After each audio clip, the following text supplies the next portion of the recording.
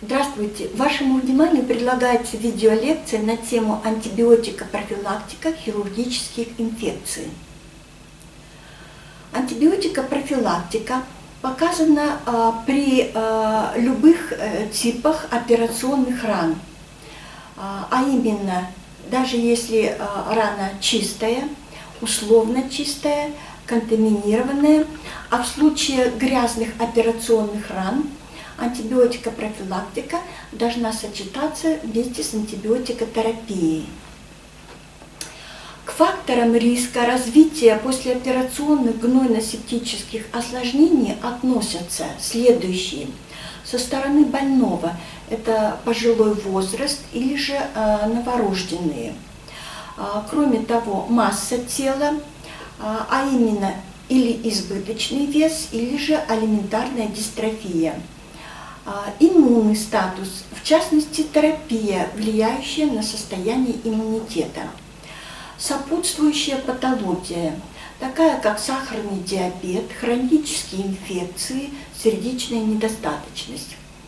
Онкозаболевания, хронические интоксикации, такие как алкоголизм или же наркомания, а также курение.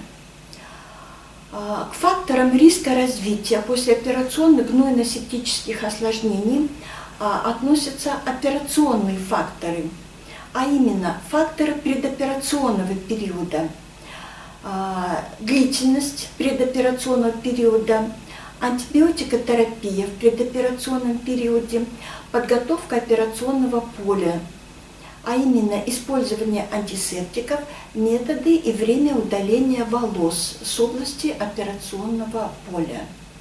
К интраоперационным факторам относятся длительность операции, степень повреждения анатомических барьеров, использование инородных материалов, а именно лигатуры, протезы, стерильность инструментария и оборудования, воздействие эндогенной бактериальной флоры, хирургическая техника, тип повязки на операционной ране, использование жидких хлорсодержащих антисептиков, дренирование раны.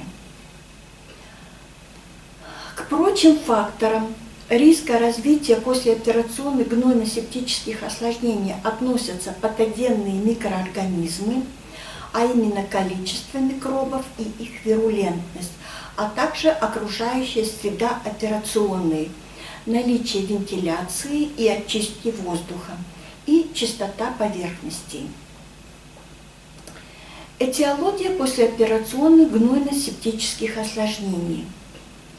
К наиболее вероятным возбудителям послеоперационных инфекционных осложнений относятся золотистый стафилококк в 20% случаев, кишечная палочка в 8% случаев, коагулазонегативные стафилококки в 14% случаев, энтерококки в 12% случаев, синегнойная палочка в 8% случаев, энтеробактер в 7%, протеус мирабилис, клепсиелла пневмония, стрептококкус, кандида альбиканс, стрептококки группы Г, другие грамположительные аэробы и бактероидес фрагилис.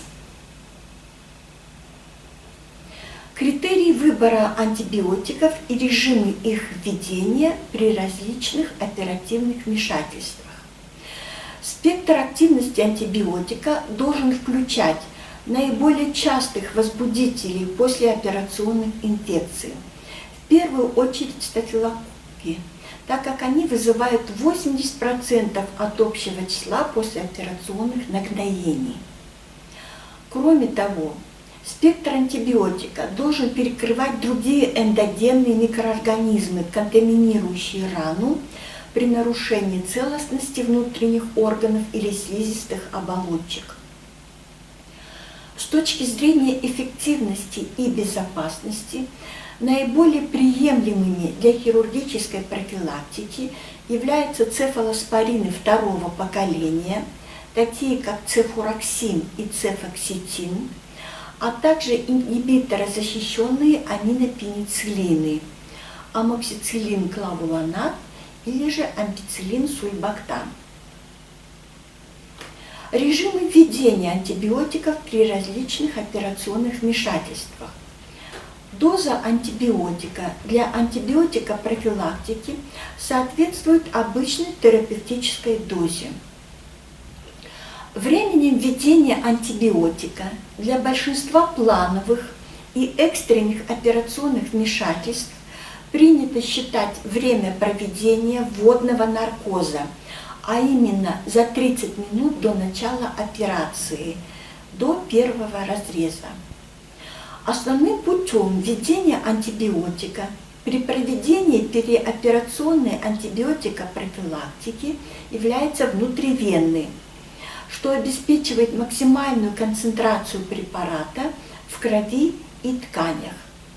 При некоторых операциях, таких как трансуретральная резекция простаты, ударно-волновая литотрипсия, возможно внутримышечное введение антибиотика. Кратность введения антибиотика определяется длительностью периода полувведения используемого антибиотика. Повторная доза используемого антибиотика вводится при продолжительности операции, превышающей в 2 раза период полувыведения данного антибиотика. Введение антибиотиков после операции не предотвращает развитие инфекционных осложнений в области хирургического вмешательства и является нерациональным, так как ведет к росту антибиотикорезистентности, нежелательных лекарственных реакций и к дополнительным расходам. Выбор препарата для антибиотикопрофилактики. Результаты целого ряда работ показывают, что оптимальный выбор для антибиотикопрофилактики в плановой абдоминальной хирургии – это цефалоспорины второго поколения – цефураксин и цефакситин. Цефураксин вводится внутривенно в дозе 1,5 грамма за 15-30 минут до операции. Только у пациентов с высоким риском развития послеоперационных гнойных осложнений вводятся 2 или 3 дозы по 0,75 грамма внутривенно через 8, 16 и 24 часа после операции. Цефакситин вводится в дозе 2 грамма внутривенно за 15 минут до операции. И только у пациентов с высоким риском возникновения послеоперационных гнойно-септических осложнений возможно введение 2-3 доз по 2 грамма внутривенно через 6, 12 и 18 часов после операции. Ингибитор защищенные аминопенициллины, амоксициллин клавуланат и ампициллин сульбактан – это препараты выбора для большинства операций на кишечнике, желудке и гепатобилиарной системе. К их преимуществам можно отнести устойчивость к большинству бета-лактамаз, активность против энтерококков и бактероидов, в том числе бактероидес фрагилис, высокую биодоступность, низкую частоту побочных эффектов и малую токсичность. Амоксициллин клавуланат вводится в дозе 1,2 грамма внутривенно за 15 минут до операции. Только у пациентов с высоким риском возникновения послеоперационных гнойных осложнений возможно введение 2 или 3 доз по 0,6 и до 1,2 грамма внутривенно через 8, 16 и 24 часа после операции. Ампициллин сульбактан вводится внутривенно в дозе 1,5 грамма до 3 граммов за 15 минут до операции. Только у пациентов с высоким риском возникновения послеоперационных гнойно-септических осложнений возможно введение 2-3 доз по 1,5 грамма внутривенно через 6, 12 и 18 часов после операции. Среди прочих групп антимикробных препаратов, применяемых с профилактической целью, в некоторых клиниках с успехом используют вторхинолоны. В частности, офлоксацин в дозе 400 мг внутривенная инфузия начинается за 60 минут до операции. И только у пациентов с высоким риском возникновения послеоперационных гнойных осложнений можно повторить внутривенную инфузию 400 мг офлоксацина через 12 часов после операции. Левофлоксацин 500 мг внутривенная инфузия начинается за 60 минут до операции.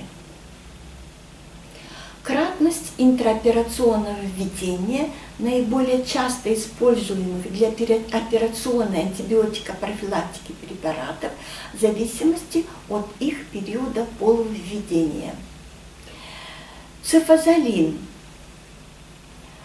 в дозе передоперационной 1-2 грамма.